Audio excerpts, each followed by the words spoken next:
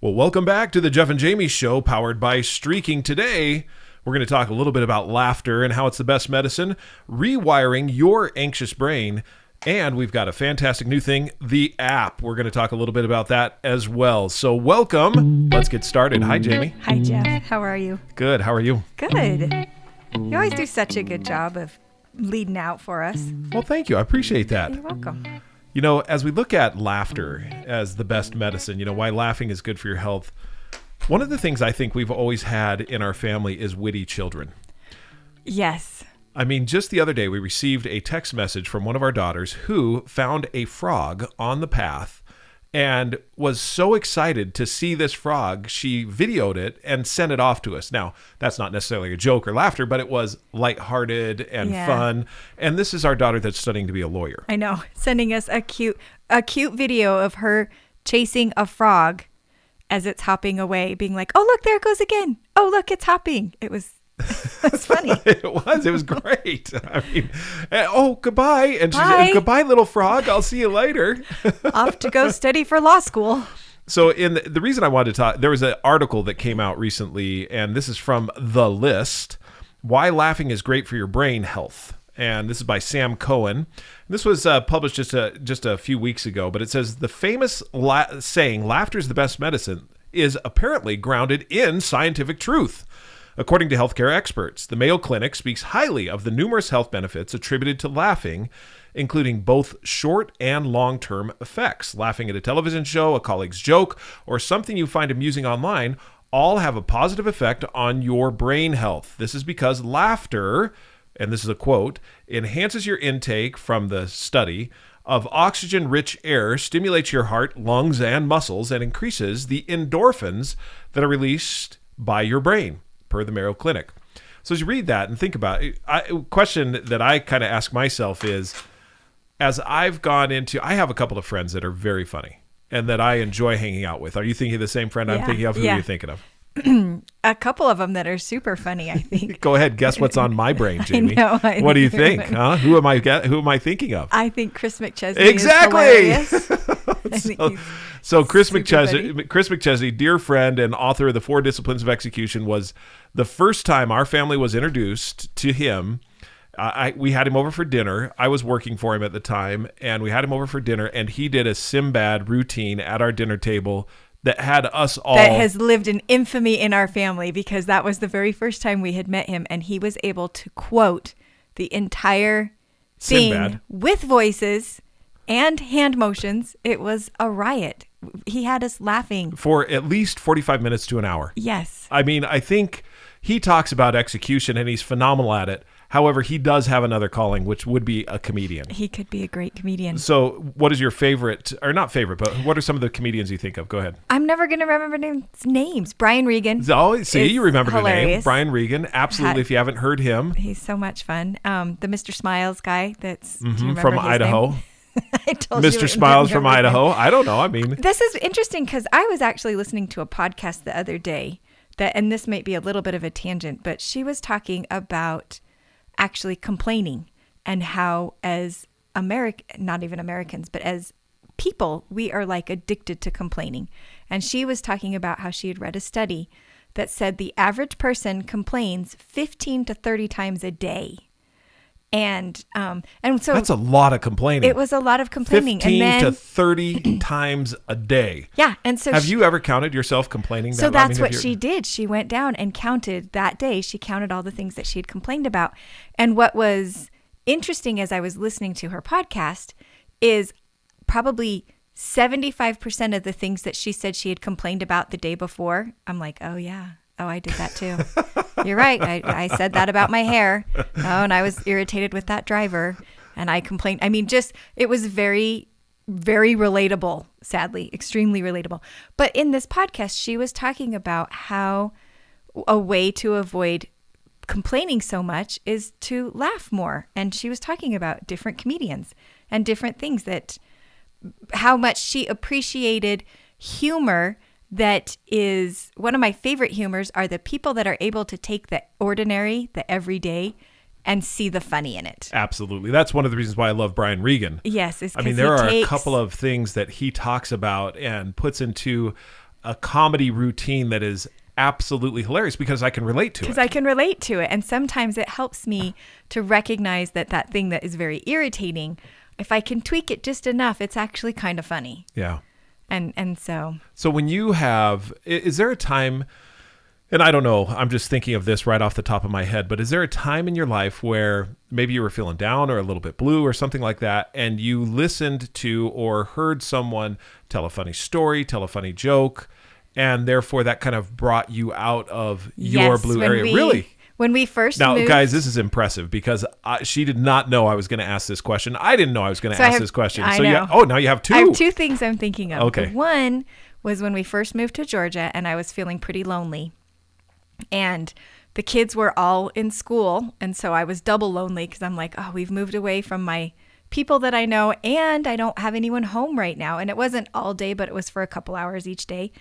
And I would come home every day from dropping Chance off at preschool, at his afternoon preschool or morning preschool. And I would grab something to eat and sit in front of the computer and watch Studio C, which is sketch comedy. Right.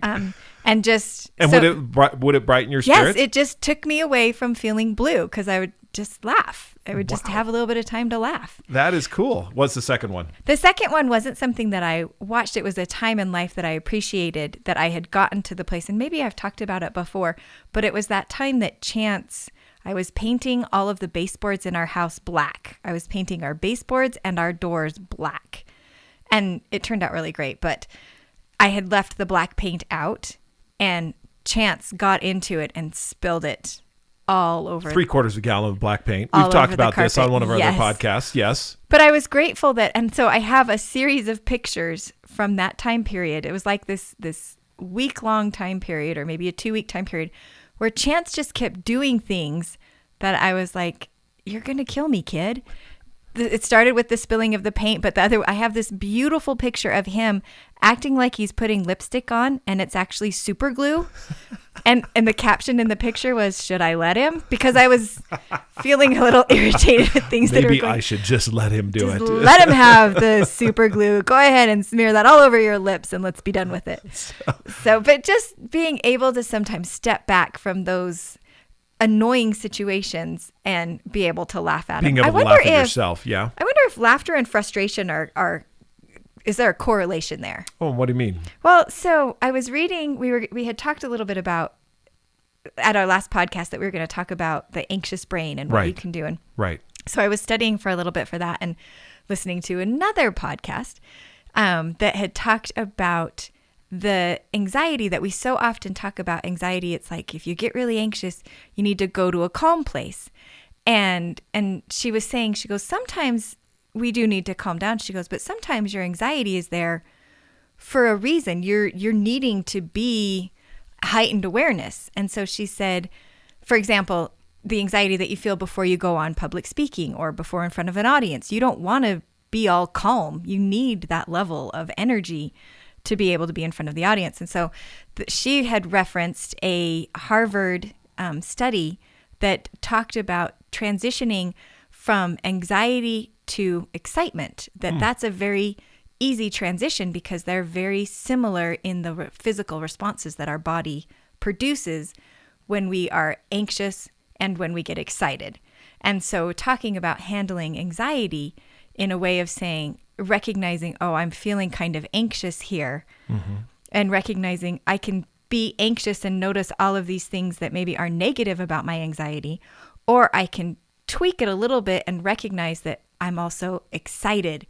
You know, your heart rate is elevated. You're feeling that pulse in your body, and so you transition to excitement. Right. So I was wondering. Yeah, so here, listen to this. In addition to being great for your brain health, laughing helps reduce stress and soothes tension held in your body. Laughter stimulates blood circulation, which helps with your stress response, which you could look at. Anxiety and stress are very close cousins, if not the same thing, and aids in muscle relaxation. It also helps boost your mood, which improves your mental health and brain functions. These are a few examples of the way in which laughing benefits you in the short term, and the long-term benefits are equally amazing. Laughing improves your immune system over time thanks to the way it combats your stress response. According to the Mayo Clinic, Positive thoughts can actually release neuropeptides that help fight stress and potentially more serious illnesses. So the more you laugh, the more you fight stress and boost your immune system in the process. Humor and laughter also help you cope with difficult situations more easily, which improves your mental health in the long run, as you'll feel more prepared to tackle whatever life throws at you. So as I look at that, and as you talk about, and we'll get into anxious brain here in just a second, where my mind goes to is, you have always said that we have a lot of what's out there. What we need to do. Well, we need to laugh more. Right. And the what is something that I think we can beat ourselves with like a whip. I'm going to what myself to death because it's all the what's I need to do, but I don't know how to do them. Which is why we talk about this show and many other things being powered by streaking. Because streaking now gives you the opportunity to actually operationalize or activate the what's into the hows. As I look at, for example, laughter is a great medicine for your brain. If I find myself that I want to be a person that has more laughter in my life, then what are the streaks that I'm going to do in order to encourage that? And my streak may be to read at least one joke a day. That would be a fun streak. I like that streak, to find one joke a day. And read it. And read that joke. Just read one. Just read one joke a day. I mean, you could see it. And the beautiful thing about our information age is you could type it into your phone and say, or even say now, either Alexa or Siri or whoever. Can you say that? Alexa, tell me a joke. Yes. That's great. It will happen. Yeah. Siri, tell me a joke. I'm sure our watches are going off right now. But that is, I mean, why not? I mean, that's maybe something that you can do. Another one that I was on LinkedIn the other day and saw this great post from, and I wish I had her name right off the top of my head, but she basically in the post said, smile as if you already got the job. You already got the promotion. You already won the grant.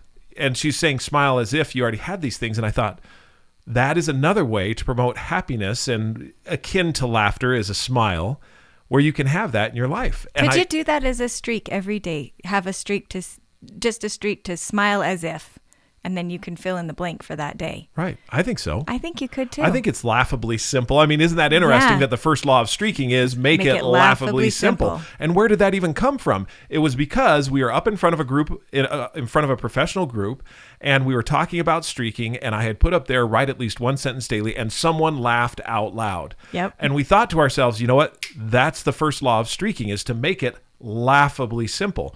And I think the reason why is because when you are looking at yourself, sometimes we take ourselves way too seriously. That's what I was going to say too. Yep. There's a lot of serious things in life, and there are many things that can go awry. However, we can choose how we're going to approach those things. And if I have as a streak something that is consciously on my mind, at smile at least once daily, or smile as if, and like you said, fill in the blank, and I have that as a streak and I record it, I think that would change my outlook on life. If I was a dour person, I think it would change. I love this because I love, and I'm using that word. You say sometimes I say that too much. You say it a lot. I love this. I love this. This time I'm actually meaning it.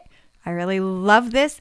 That law number 1 is make it laughably simple. And we're talking about how laughter can help you relax a little bit about things, how it helps your health be better, how it helps you be able to not take things quite so seriously. And this is great. This is what streaking does, is it brings you so first of all, it brings it to the conscious level where you're consciously looking at things. And I think that's part of what they're doing with this, with laughter sometimes, is that things can get heavy and life can get heavy and life can get stressful. And sometimes the things really are heavy, and sometimes we're just in a place where we've gotten heavy. Do you know what I mean? I do. Where sometimes, you're really dealing with heavy situations. And then other times you've just gotten in this place where you just feel heavy. Maybe the situation isn't so heavy, but you just feel heavy. I think like what you said, where complaining is somewhat addictive. Yes. I think you can get addiction into heaviness. I agree. Where I'm dour all the time, I'm frowning all the time, I'm not feeling good about my life or anything about it. And why? It may not be anything on the outside, even though there may be some circumstance that triggered it a while ago. It's nothing now. And so how then do I, and this is another principle in streaking, displace those less valuable emotions with something that's more valuable? And as I look at streaking, the whole idea of displacing the emotions that are not serving me well with emotions and actions that will serve me well and that are valuable, that becomes very attractive. I look at like kids that are in situations where they may not, that are not the best type of situations, right? A lot of kids survive that by how? By finding something that they can play with or laugh about or do something in order to relieve their stress. And they go to that almost naturally. Naturally. You're right. Children do. Children find a way to laugh, even in the midst of things. I mean, you can be at a very somber funeral and children still will be running around and laughing. Yeah, can still. And I think sometimes we think we need to teach them to act appropriately, but on the same note, maybe we need to learn something from them to lighten up a little bit. So here's the last paragraph in this. Researchers in the field of psychology have indicated that laughing allows positive emotions to flourish, which builds your resiliency and increases your creative thinking. Okay, read that again. Sorry. No One problem. more time. Researchers in the field of psychology have indicated that laughing allows positive emotions to flourish, which builds your resiliency and increases your creative thinking. Okay. This helps you to feel more empowered to tackle your problems, including those that occur in both your personal and professional life. Plus, researchers found that laughter improves the work environment, which is hugely important since you spend a good portion of your time at work each week. Who knew laughing could do all of that? And again, this is an article right out of The List. I think it's either a blog or... But it's a recent article, August of 2021. And that's Sam Cohen. So as I look at what we were talking about, the positive impact of laughing and of smiling, I have to tell everyone something. All right. I had one of my bucket list items checked off yesterday. One of my heroes, as you know, is Eliud Kipchoge. You say that name slow. Eliud Kipchoge. Do you know how many months I had to work on that name? I kept doing Chipchoge. Right. Or I would Eliud Kipchoge. Kipchoge. I was first introduced to Eliud Kipchoge in 2017 when I say introduced, I didn't meet him or anything. I was just introduced to him. My brother had shown me a documentary that Nike was trying to encourage elite runners to break the 2-hour barrier in the marathon. And this is where I was first introduced to Eliud Kipchoge. And I started to follow his career. Now, if you know who I'm talking about, you have watched the Olympics because he won back-to-back gold medals in the Olympics. He won in the Olympics before the Olympics we just had and the Olympics we had just now. Okay. He won back-to-back gold medals. In the marathon? Running the marathon.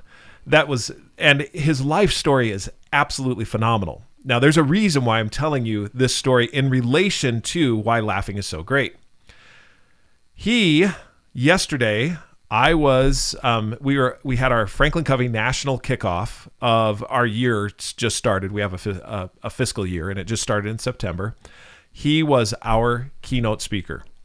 And what is great about online right now is you don't sit in a great big ballroom and see this little figure up on the stage from behind. He was right here in the office with me.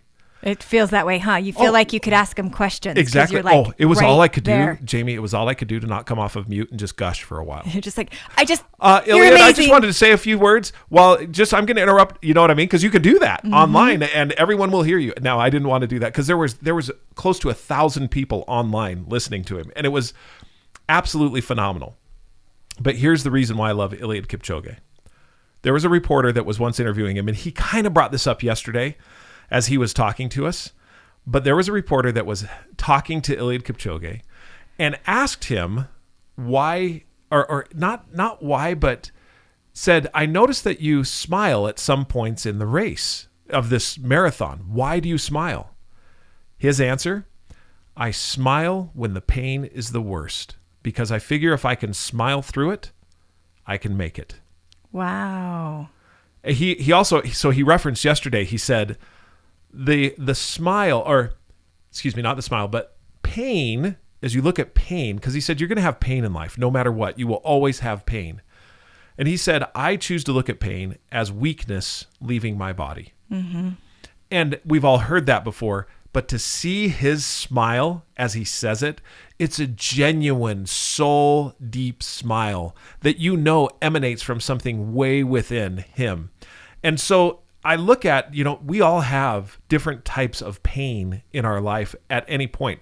Some of it very significant and straight to the heart. Other of it somewhat superficial. But if we can smile through the pain, in other words, when the pain is the worst, we choose to smile. Look at all the benefits that we just read. Everything that we just talked about becomes your power.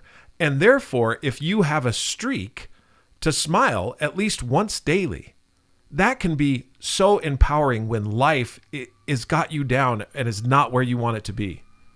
I think that as you were talking, first of all, I loved the story of Eliud Kipchoge, and I loved watching the documentary and his amazing accomplishment that is one. It's obviously a physical accomplishment, but anyone that has run knows that it's also a huge mental accomplishment. Oh, yeah. By the way, we didn't say he broke the 2-hour barrier. He ran 4 hours, or excuse me, 2 hours, 1 hour, 59 minutes, 40 seconds. The 4 came from, he had to run a pace of 4 minutes, 35 seconds or better per mile. That's huge. It's amazing. It's absolutely amazing. If you've amazing. ever go out around the track and run around it once, you have to run that lap at less than 70 seconds and then thinking of stringing, I don't know how many we did. What was it? 84 for 20. So whatever it is for 26. You have to run a lot of laps around at less than 70 seconds per lap. And his ability to be able to maintain that pace when you're at the end. That's the other thing, is that True. When I watched that documentary, he ran the same pace, basically the full 26 miles. It's extraordinary. It truly is extraordinary. So I love the credibility that he has to be able to say, when it hurts, I'm smiling. First of all, I appreciate that he recognized that. I appreciate that he hurts. Makes he's at least human. Yeah, I don't know. He's superhuman. I don't know if he is human, but he's some type of human being that has phenomenal stamina in his legs, lungs, and whole being. But the mental capacity to be able to choose to say, I'm going to smile through this, or what we just talked about, smile as if. And the idea that, so I was going to ask, can streaking help us practice with this? Do you think he had to practice smiling to get better at it? Because you said it's a genuine smile. I'm I wonder if when he first started, was his smile genuine, or was he, fake it till you make it kind of thing? What I believe is that, yes, I think that at first it may be not as soul deep as it eventually gets. It takes a while to build it in. I also think, and he said this yesterday when he was speaking, he said, it is a conscious choice. It's not something that happens automatically. He consciously chooses to do it.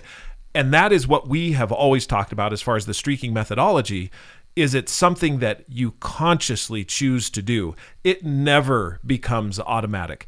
And that becomes deceptive if you think that it does. In other words, you go to Eliud Kipchoge and say, well, you just smile all the time. That's who you are. Yeah, it just comes naturally to you. He will tell you, no, I choose to. I choose to discipline my life. I choose to get up at 5 a.m. I choose to run 120 miles a week. I choose to do these things. He is not in the habit of doing these things. It is a conscious choice. Okay, so one of the proud moments. One of the things that we have going on when a speaker is talking to us, especially over Zoom, which is absolutely phenomenal. The technology to have him. He was speaking to us from Kenya or Nigeria, one of the two. Yeah, he was Kenya or Nigeria, 7 in the evening, and we were in the morning. Okay. And we were all chatting, typing in our chats on the chat bar, and it was just a fun moment. One of the chats came up to me specifically of these 1,000 people from a person. His name's Justin, and Justin chatted in. Sounds to me like Eliud knows how to streak, or Eliud knows streaking. That's awesome. And I said, absolutely. I mean, he's one of the best. He's a master streaker. He is. He's the people that we study. He is. To learn what do they do that works? What is it that they're doing that works? Right. Do you see the thread? My mind is being blown by this thread of laughing, this thread of laughter is the best medicine. In other words, there's a real physical benefit to laughing. 2, that laughter helps lighten things, so you see better perspective. You're able to be less knee-jerk reaction to things, and it opens up your ability to be more creative and to solve problems. And then Eliud Kipchoge using laughter to fight pain and saying it is a conscious choice. All of this coming to law number 1 being laughably simple. I don't think that that's a coincidence that the name, that the way that we describe law number 1 is laughably simple, that even in the methodology, we're recognizing that this is a benefit, that if you want to be consistent, you have to be simple. You have to be laughably simple. And in that moment, that there's going to be times that you're going to feel like this isn't making a difference or it's not enough. And you're laughing at yourself because it's so simple. Yes, just laugh at it and keep going. Laugh at it and be like, yep, this is laughably simple, and that's what I'm going to do. Because the laughter, even just the laughter part of it, is beneficial to what you're doing. That to me is just mind-blowing, this string that's just weaving through this whole thing. I love it.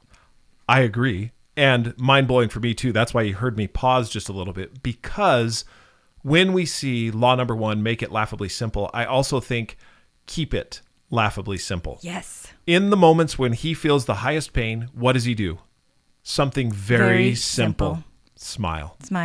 It may be the hardest thing in the world in a sense, but it is simple to do. I'm just going to smile. And he has this beautiful white smile. Such a good point. It's totally within his control. Mm-hmm. He doesn't have to run faster. He doesn't have to, he just smile through it. And all of that communicates a whole bunch of things to him. Right.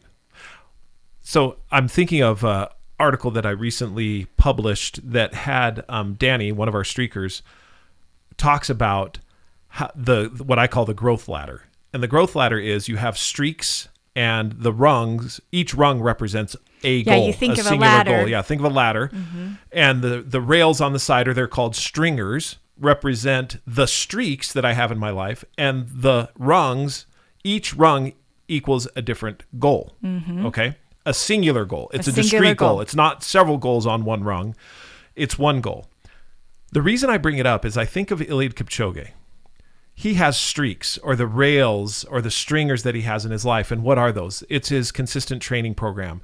He talked about his family yesterday, as a wife and 3 children, and how a significant support they are, and that he couldn't do any of this without them. And he talks about keeping in touch with them and ensuring that he's a dad to them. You know, one of the questions that was asked yesterday of him was, you know, how do your kids see you? And he says, they see me as a dad. I mean, they don't understand his world-renowned prominence and that he is the absolute GOAT, greatest of all time marathon runner that ever has been. To him, it's dad. But I look at those areas of his life, for personal, professional, physical, and spiritual, all those things have streaks, things that he does consistently. He talked about the consistency that he has in his life. And then those support the goal, or, you know, if you're climbing up, you climb up one rung at a time, each one being a goal, the goal that he had of breaking the 2-hour barrier. Which it took more than one time. Absolutely. It took him 2017. He missed it by 25 seconds. Can you believe that? And then came back and beat it by 20 seconds. He improved 2 seconds per mile over that time. Now, 2 seconds sounds extremely simple. Yeah, but when you're running at 4 minutes, 35 seconds. And you're able to maintain and take off 2 seconds off of that pace for the entire 26. Right. So what he did is, and what he does in his life is he has streaks, things that he does consistently, and that then allows him to put some focus on a singular goal at a time to accomplish something. When he's the world record holder too. The world record holder, he got that at the Berlin marathon, to win the gold medal at where were we? Was it Japan that the most recent Olympics were? How come that slipped my mind? I don't know, but it was something. It was Hong Kong.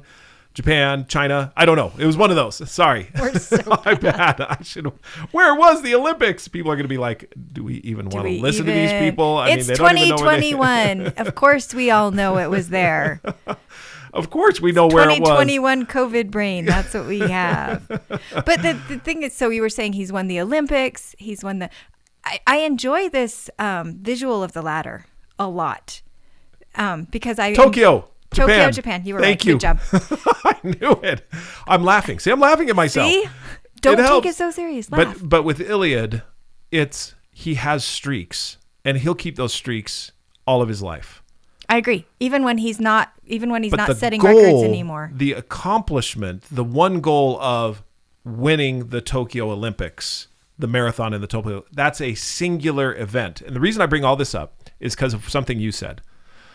Danny, in this article, said, I'm convinced that streaks are something that are purely in your control, whereas goals have a little bit of risk or may have a lot of risk. So to your point, Eliud can choose to smile in the moment when pain is the greatest. That's totally within his control. You can choose to smile in the moments where pain is the greatest, and that pain may be outside your control. One more Eliud story. One of the marathons he was running, within the first few miles, the insole of his shoe slipped out. So the insole is the part of the shoe that protects your foot from like the lacing and the glue and the things like that hold the sole on. Right. Well, it slipped out. And he told this story. He said, and when it slipped out, he thought to himself, well, I've been training for 5 months for this marathon, and serious training. I mean, he's obviously a runner all the time, but serious training for this month with this marathon. And I will trust in my training. And so he started to smile. He just is like, I'll trust in my training. Well, the insole being slipped out and never being put back in, he didn't stop to put it back in or anything because he wanted to keep the pace. He won the marathon. And when he took his shoe off, his foot was all bloody.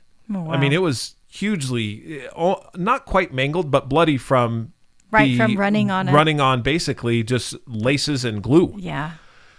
And he said, I trusted in my training, and he chose to smile through it.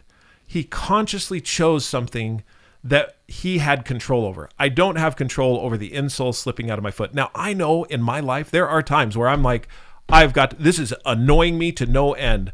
I need to stop what I'm doing and fix this. Mm-hmm. Whereas I think that what he was communicating and what he was saying is that we have a choice.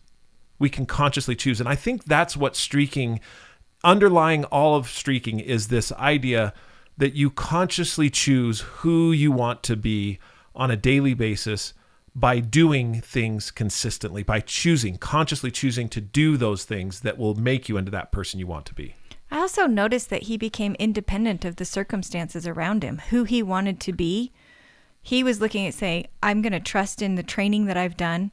I'm going to do what I know I need to do when things get tough, which for him is I'm going to smile. And the circumstance around that he didn't have control over didn't control him.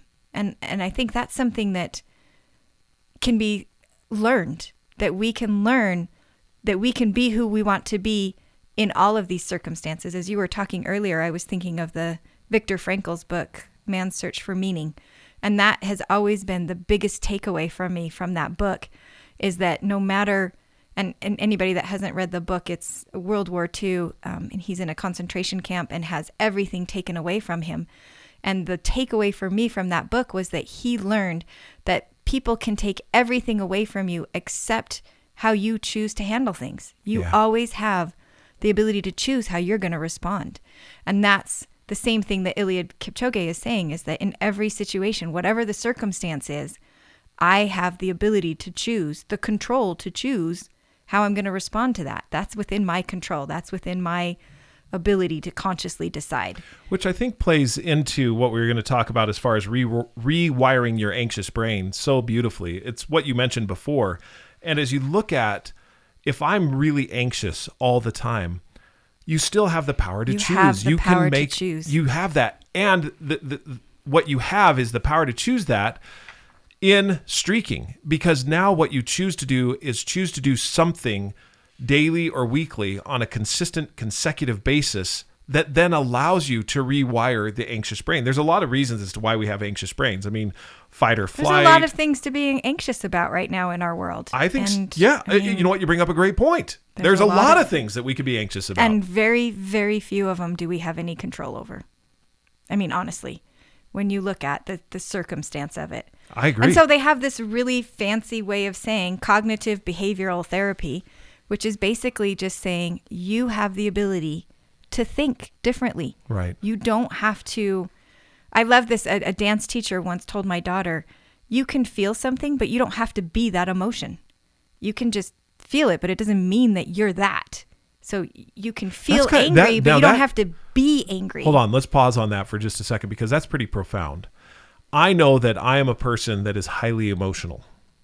And oftentimes I will allow, and I say that, no, let me say it a different way. I feel like the emotions control me. Yes. And you just said that something that I hadn't thought about before, because I was there when Lily told us this, but I hadn't thought about it in the context that you just put it, which is I don't have to become that emotion. Exactly. I don't have to become that emotion. Same thing. Cognitive behavioral therapy, Eliud Kipchoge, all of it, Viktor Frankl, they're all teaching us the same thing. You have the ability to consciously decide who you want to be. And we feel strongly that streaking is the how. You can set streaks that are the how to all of your whats. Yeah. I need to laugh more. I need to do this more. I'm just sitting here I'm just kind of sitting here geeking out a little bit about what it is you're saying, because I just think about, and in this particular article, Rewire Your Anxious Brain, which unfortunately we don't have a lot of time to get into, but I think we've talked a lot about it. We've talked a lot about it, to be honest. Here's just a couple of things. Switch on your inner calm. Set a streak to breathe at least 5 deep breaths daily. Get grounded. Don't take things so seriously. Right. Don't set a streak to find something to laugh about, or to laugh at something, whatever that may be. Visualize your anxiety floating away. I've done this one before. They talk about picturing your anxiety being helium balloons, and you just let them go. Let them go. Just let it go. And wouldn't that be? Song. But again, you can set a streak to one time a day. I'm going to allow one thing to float away. I'm going to visualize letting go of one of my things that I'm worried about. This is great. Yep. Avoid Googleitis. This is people that look up their symptoms and think that they have them all. Yes. And I've done that. I have too. So I think we all have. It's a Google thing. Be your own pragmatic cheerleader. Examine the evidence. Call out your inner critic. Identify the problem versus the possible. Embrace the gray area. Remember that the feeling will pass. That's one of the things I think that, as a streak, you sit down and you just say, you know what, and this too shall pass. As we talk about streaking and the 3 laws of streaking, so apropos that law number 1 is make it laughably simple. The second law, no record, no streak, is critical because it then gives you that inner credibility and that opportunity to say, you know what, I've been doing this. I have the discipline. I am doing the work. Yes, I'm baby stepping, Dr. Marvin. And when you've added up those baby steps, you start to be like, look, I've come a long way, farther than I thought. I've come a long way, baby. And finally, creating a community, which, again, I want to talk about this more next time because we're running out of time. The app. The new app and what's coming up with it. So we've got our current app that's out there, which is great to keep track of your streaks and keep things going. But the next level, the community aspect, we are looking for beta testers for the new app. We'd love to invite you to try it out. If you're already on the Streaking app, if you're listening to us and you want to try it out, we'll leave a link in the description of the podcast so that you can click on that, fill out a little Google form that will allow us to put you on as a beta tester. We're looking to get 300 to 400 beta testers, and the spots are going fast, so please sign up quickly. It's going to be the next level of the Streaking app. It is the social media outlet for professional and personal development. That's what it will be. It's going to be great and inspiring. I've already set a new streak as we've been alpha testing it. I set a new streak based solely on the fact of being inspired by people in the community. That is awesome. And we'll learn what that new streak is, yes, when we get to our next podcast. Oh, you're going to share it with us. Okay. You might. She just gave me the might. I might share it with you. Well, until next time, if you have any questions or if you have a funny joke to tell us, please email us at Jeffrey, Jeffery, at streakingmastery.com or Jami, Jami, at streakingmastery.com. Click on the link in this to be a beta tester. Follow us on Instagram or Facebook, or come visit the website and read some great blogs. Absolutely. Well, until we talk again, you know the drill. Keep streaking. It's the little